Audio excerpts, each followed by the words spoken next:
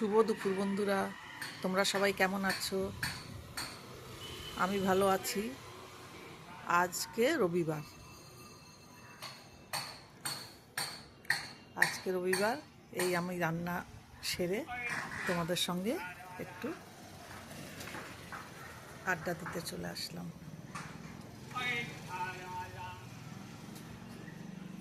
নয়নতারা ফুল ফুটেছে আজকে অনেক কটা।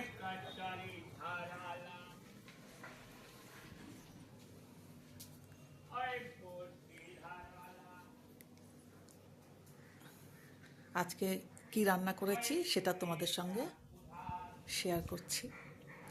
এই যে এই রাধা কৃষ্ণ, এইটা আমার বাবু মানে বড় মেয়ের মেয়ে শান্তিনিকেতনে গেছিল, ওখান থেকে এটা আমাকে এনে দিয়েছে।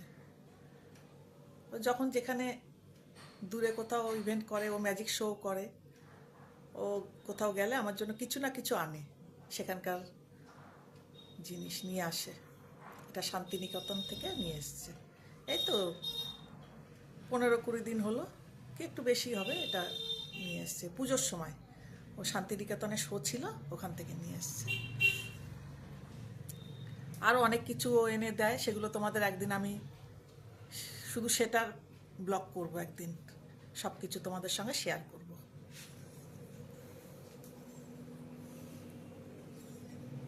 আর আজকে রান্নার মেনুটাও তোমাদের সঙ্গে শেয়ার করছি।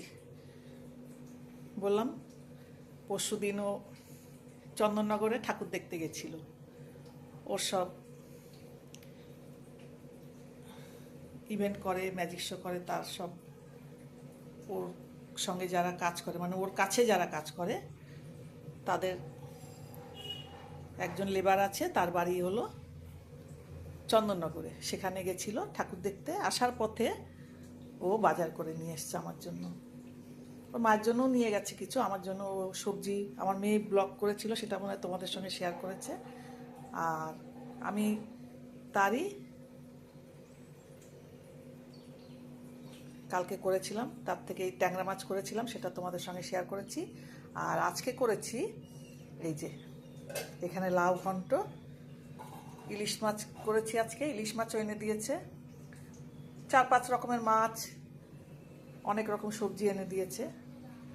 ও করে দেয়, খুব ভাল লাগে যখন এইসব করে দেয়, মানে মনটা ভালো লাগে, খুশি লাগে যে আমার ওইটুকু বাবু মানু তারা বড় হচ্ছে আস্তে আস্তে। আর এই বাবু এখন আমার জন্য একটু বাজার করে নিয়ে আসছে, এটা ওটা নিয়ে আসছে।